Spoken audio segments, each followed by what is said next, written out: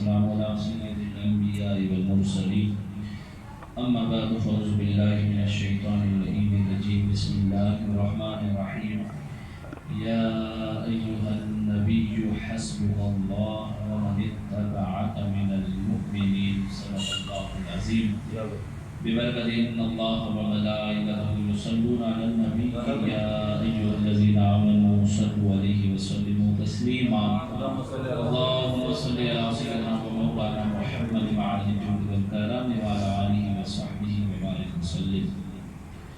اللہ جل جلالہ کا خاص فضل و کرم ہوا کہ اس پروردگار دو عالم جل مجدہ الکریم نے ہمیں ایسی 11ویں شریف کی بابرکت میں محفل میں بیٹھنے کی سعادت نصیب فرمائی. اللہ کریم ہم تمامی کی اس حاضری کو اپنی پاک بارگاہ میں قبول فرمائے. یہ محرم الحرام کا مہینہ حرمت کے 4 مہینوں میں سے جن کو اللہ تعالیٰ نے 12 مہینوں میں سے سب سے زیادہ عزت دی وہ 4 مہینے. ان میں پہلا ذی القعدہ، دوسرا ذی الحج، تیسرا محرم اور چوتھا رجب. یہ 4 حرمت والے مہینے، اللہ کے ہاں عزت والے مہینے. منہا اربعۃ حرم، اللہ کریم نے فرمایا ان 12 مہینوں میں سے 4 مہینے حرمت والے. اور اس حرمت یہ محرم جو ہے اس کے اندر بہت سارے واقعات ہیں. عمومی طور پر ہم جو دیکھتے ہیں جو ہمارے سامنے بیان کیا جاتا ہے وہ صرف کربلا کا قصہ بیان کیا جاتا ہے. اس کے اندر کربلا نہیں لگی، اس کے اندر اور بھی بہت ساری چیزیں ہیں. اس محرم اللہ نے سب سے پہلے زمین جب بچھائی نا، زمین فرش بچھایا تو وہ محرم ہی کا مہینہ. اور اللہ کریم نے حضرت یونس علیہ السلام کو جب مچھلی کے پیٹ سے نکالا نا وہ بھی محرم تھا. اور اللہ تعالیٰ نے حضرت موسیٰ علیہ السلام کو فرعون سے نجات دی، فرعون غرق ہو گیا تو وہ بھی محرم ہی کا مہینہ تھا. اور اللہ تعالیٰ نے حضرت آدم علیہ السلام کی زمین پر جو توبہ قبول کی تھی نا وہ بھی محرم کے مہینے میں ہی قبول فرمائی تھی. اور پھر اس مہینے کی بہت ساری نسبتیں بہت ساری، جیسے حضرت یوسف علیہ السلام کو اللہ تعالیٰ نے کنویں سے بھی محرم کے مہینے میں سے نکالا تھا. اور پھر اللہ تعالیٰ نے مصر کا تخت یوسف علیہ السلام کو محرم کے مہینے میں یہ دیا تھا. اور اسی طریقے سے محرم کی پہلی تاریخ کو اللہ تعالیٰ نے سیدنا فاروق اعظم کو شہادت نصیب فرمائی. اور اسی طریقے سے اللہ تعالیٰ نے 10 محرم کے دن حضرت امام حسین پاک کو شہادت نصیب فرمائی. اور روایتوں میں آتا ہے اللہ تعالیٰ اس دنیا کو فنا بھی محرم کے دن ہی کرے گا اور تمام مخلوق کا حساب و کتاب بھی محرم کے مہینے میں ہی کر دے گا.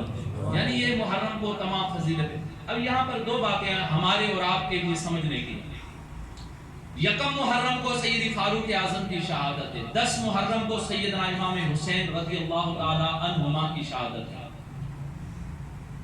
اب سیدی فاروق اعظم کی شہادت دیکھیں، یہ تسلسل ہے، یہ تسلسل ہے. اور یہ سیدی فاروق اعظم کی شہادت ہی سیدنا امام حسین کی شہادت تک کا تسلسل ہے. اب دیکھیں 18 ذی الحج شہادت ہے حضرت عثمان غنی کی. یہ جو پہلا حرمت والا مہینہ تھا جس میں مومنین حج کرتے. حضرت عثمان غنی جو تھے شہید کیسے ہوئے تھے؟ قرآن پڑھتے پڑھتے گھر میں وہ جو آئے تھے مصری لوگ اور آپ کو شہید کیا. اس وقت آپ قرآن کی تلاوت کر رہے تھے 18 ذی الحج کو. اور قرآن کی آیت کیا تھی؟ فَسَيَكْفِيكَهُمُ اللَّهُ وَهُوَ السَّمِيعُ الْعَلِيمُ، کہ اللہ تعالیٰ اپنے بندوں میں سے کسی بندے کو خاص کرتا ہے اور وہ سنتا بھی اور جانتا بھی ہے. وَهُوَ السَّمِيعُ الْعَلِيمُ. یہ آیت تلاوت، یہ لفظ تلاوت کر رہے تھے. حضرت عثمان غنی کے گردن پر خنجر چلایا گیا، آپ شہید ہو گئے قرآن پڑھتے پڑھتے. روایتوں میں آتا ہے جو بندہ جس حالت میں شہید ہوتا ہے قیامت کے دن وہ اسی حالت میں اٹھے گا. حضرت عثمان غنی قرآن پڑھتے پڑھتے شہید ہوئے. جب قیامت کے دن قبر سے اٹھیں گے تو قرآن پڑھتے پڑھتے اللہ کی بارگاہ میں حاضر ہوں گے. دوسری بات پھر محرم کے مہینے میں حضرت امام سیدی فاروق اعظم رضی اللہ عنہ کی شہادت ہے. اب سیدی فاروق اعظم کی جو شہادت ہے وہ فجر کی نماز کے ٹائم ہے. 26 ذی الحج فجر کی نماز آپ پڑھا رہے تھے. ابو لولو فیروز مجوسی ایرانی ایک شخص تھا، ایران سے آیا تھا، مجوسی تھا، آگ کا پجاری تھا. جب سیدی فاروق اعظم فجر کی نماز کی دوسری رکعت کے سجدے میں تھے تو اس ابو لولو فیروز مجوسی نے صفوں کو چیرتے ہوئے سیدی فاروق اعظم کی پیٹھ پر اور گردن پر وار کرنا شروع کر دیے. آپ سجدے کے اندر ہی تھے, دوسری رکعت کا سجدہ تھا پہلا. اب وہ خنجر کوئی عام نہیں تھا, زہر آلود بھی تھا. سیدی فاروق اعظم چاہتے تھے کہ اٹھیں اللہ اکبر کہیں, مگر آپ جو تھے زمین پر آ گئے اور سیدنا عبد الرحمن بن عوف کو پیچھے والی صف سے کھینچ کر آگے کر دیا اور فرمایا کہ مومنین کی نماز کو مکمل کر دو. حضرت عبد الرحمن بن عوف نے نماز مکمل کی. سیدی فاروق اعظم مصلی رسول پر, یہ دنیا کی پہلی دہشت گردی تھی جو مسجد کے اندر کی گئی. اس کے بعد دوسری دہشت گردی مولا علی کو قتل کیا گیا. تیسری دہشت گردی یہ ہوئی, یہ دہشت گردیاں شروع ہوئی. میں نے کہا جب تک مسجد میں سیدی فاروق اعظم سلامت تھے کسی دہشت گرد کی مجال نہیں تھی وہ مسجد میں گھس کر مسلمان کو قتل کرے. یہ سب سے پہلا جو وار تھا مجوسیوں کی طرف, ایرانیوں کی طرف سے, ابو لولو فیروز مجوسی کی جانب سے کیا گیا جو مسجد کے اندر دہشت گردی. سیدی فاروق اعظم آئے, آپ کو طبیبوں نے دیکھا مگر طبیبوں نے جواب دے دیا. یکم محرم کو آپ کی شہادت ہوئی. اب یہاں پر سمجھے سیدی عثمان غنی کیا کر رہے تھے؟ قرآن پڑھ رہے تھے. سیدی فاروق اعظم کیا کر رہے تھے؟ نماز پڑھ رہے تھے. پھر یہاں سے حضور سید عالم کی حدیث بنی یاد آتی ہے کہ جو بندہ جس حالت میں شہید ہوتا ہے وہ اسی حالت میں قیامت کے دن اٹھے گا. سیدی فاروق اعظم بھی محشر کے میدان سے اٹھیں گے تو سجدے کی حالت نہیں, اللہ کے تخت کے سامنے. یہ تسلسل ہے. پھر آئے مولا علی کی شہادت پہ. مولا مرتضی کریم شیر خدا جامع مسجد کوفہ میں نماز پڑھا رہے تھے, وہ بھی فجر کی نماز تھی. وہ بھی فجر کی نماز تھی. اور وہاں سے ابن ملجم صفوں کو چیرتا ہوا حضرت مولا مرتضی کریم پر وار کرتا ہے. بالکل اسی طریقے سے وار کرتا ہے جس طرح سیدی فاروق اعظم پر وار کیے. مولا مرتضی کریم چاہتے تھے نماز کو مکمل کریں مگر زمین پر آ گئے اور پیچھے سے اپنے بڑے شہزادے حضرت امام حسن کا بازو پکڑ کر مصلی پر کھڑا کیا اور فرمایا کہ مومنین کی نماز کو مکمل کرو. یہ سیدی مولا مرتضی کریم کی شہادت تھی. اب یہ شہادت امام حسین کے سامنے ہوئی تھی. حضرت عثمان غنی کی شہادت تھی نا, تو حضرت امام حسین پاک جو تھے نا حضرت عثمان غنی کے گھر کے باہر پہرا دے رہے تھے اور وہ جو تھے شک پھاڑ کر حضرت عثمان غنی کے, یہ مولا امام حسین پاک کے سامنے مثال موجود تھی.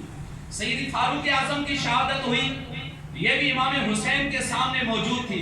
مولا مرتضی کریم کی شہادت ہوئی, یہ بھی امام حسین پاک کے سامنے بطور نمونہ موجود تھی. اب کربلا میں امام حسین کو ان تمام شہادتوں کی مثال پیش کر دی. مولا مرتضی کریم کی شہادت, سیدی فاروق اعظم کی شہادت, حضرت عثمان غنی کی. چاہتے تھے کہ یہ تمام شہادتیں میں یک وقت حاصل کروں جو الگ الگ حاصل کی گئی ہیں. اب امام حسین پاک رضی اللہ تعالی عنہ جب آپ کو دشمنوں نے گھیر لیا, آپ نے دیکھا کہ ابھی آخری وقت ہے, آپ نے چاہا کہ مجھے میرے چچا سیدی فاروق اعظم جیسی شہادت نصیب ہو. آپ نے چاہا کہ مجھے اپنے والد مولا مرتضی کریم جیسی شہادت نصیب ہو. آپ نے فوراً نماز کی نیت باندھ لی, شکرانے کے 2 رکعت نفل پڑھے, آپ سجدے میں گئے, شمر نے آپ پر وار کرنا شروع کر دیا. وار کرتا رہا. اس وار کے اندر شمر مستہ وار کے اندر امام حسین مست دیدار خدا کے اندر, دیدار خدا ہو رہا تھا سجدے کے اندر. امام حسین رضی اللہ تعالیٰ عنہ نے سجدہ لمبا کیا, شمر کاٹتا رہا, گردن کاٹتا رہا. امام حسین کی شہادت. اب یہ تھی شہادت سیدی فاروق اعظم کا نمونہ اور شہادت مولا مرتضی کریم. اب باقی تھی شہادت عثمان غنی کا نمونہ, وہ بھی پوری کرنی تھی, قرآن پڑھنا تھا. امام حسین چاہتے تھے یہ تمام شہادتیں مجھے وقت ملے کیونکہ یہ میرے لیے نمونہ تھا. اب شہید ہو گئے, اللہ کی بارگاہ میں حاضر ہو گئے, چاہتے تھے عثمان غنی جیسی شہادت نصیب ہو. اللہ نے امام حسین کی وہ تمنا بھی پوری کر دی. جب یزیدیوں نے نیزے پر سر اٹھایا تو عثمان غنی کی طرح قرآن پڑھتے ہوئے, اور قرآن پڑھتے ہوئے شام سے کوفے سے یہ امام حسین چلتے رہے اور یزیدی خود حیران ہو گئے, ہم نے اس کو زندہ کیا ہے یا اس کو قتل کیا ہے. امام حسین نے یہ تمام شہادتیں بیک وقت حاصل کی. کیوں کہ نمونہ امام حسین کے پاس موجود تھا. میرے بزرگ یا تو نماز کی حالت میں گئے ہیں یا قرآن کی تلاوت پڑھتے ہیں۔ تو اب یہ دو چیزیں، ایک قرآن، دوسری نماز۔ اگر ہم چاہتے ہیں کہ کامیاب ہو خدا کی بارگاہ میں، مومنین کے لیے ایک ہی راستہ ہے، وہ قرآن کا راستہ۔ اس کے علاوہ ہم نے دیکھا اپنے بزرگوں کو، ہمارے بزرگ کہیں مارکیٹوں میں قتل نہیں ہوئے، ہمارے بزرگ کسی اور جگہ پر قتل نہیں ہوئے۔ دشمن اسلام نے ہمارے بزرگوں کو جب بھی قتل کیا ہے یا تو قرآن پڑھتے ہوئے قتل کیا یا خدا کو سجدہ کرتے ہوئے قتل کیا۔ ان کو پتا تھا یہ کہیں اور جگہ نہیں ملیں گے، یا تو قرآن کی حالت میں ملیں گے یا نماز کی حالت میں۔ یہ دو چیزیں ہمارے لیے اور آپ کے لیے، اور قرآن آج بھی موجود ہے، نماز اس وقت بھی موجود ہے۔ اگر ہم چاہتے ہیں کہ ہمیں عثمان غنی جیسی شہادت نصیب ہو تو قرآن کی تلاوت شروع۔ آپ چاہتے ہیں امام حسین سیدی فاروق اعظم مولا مرتضیٰ کریم جیسی موت نصیب ہو، آپ نماز کے قریب آ جائیں، اللہ ان شہادتوں کی برکتیں ہمیں بھی نماز کی حالت میں نصیب فرمائے، اور یہ سب سے زیادہ مسلمان کے لیے انمول تحفہ ہے۔ تو آج کا جو کربلا کا پیغام ہے وہ یہ ہے، نماز یا قرآن، یا نماز پڑھو یا قرآن پڑھو۔ مارکیٹوں میں ہو قرآن پڑھتے رہو، سورہ فاتحہ بار بار، سورہ اخلاص بار بار پڑھو۔ جب بھی فارغ ٹائم ملے 2 رکعت نفل کی نیت باندھ کر نفل پڑھتے رہو۔ اللہ تعالیٰ قرآن اور نماز کی برکت کی وجہ سے ہمارے دین اور دنیا کو بہتر شاہ صاحب ایک لفظ ہے، امام المقام نے فرمایا کہ میں جب چاہتا ہوں کہ میں اللہ سے باتیں کروں تو نماز پڑھتا ہوں۔ مولا مرتضیٰ کریم نے فرمایا جب میرا دل چاہتا ہے میں جنت دیکھوں تو میں دنیا کے اندر مسجدوں کے اندر چلا جاتا ہوں، یہ مسجدیں جو ہیں زمین کے اوپر اللہ کی جنتیں ہیں۔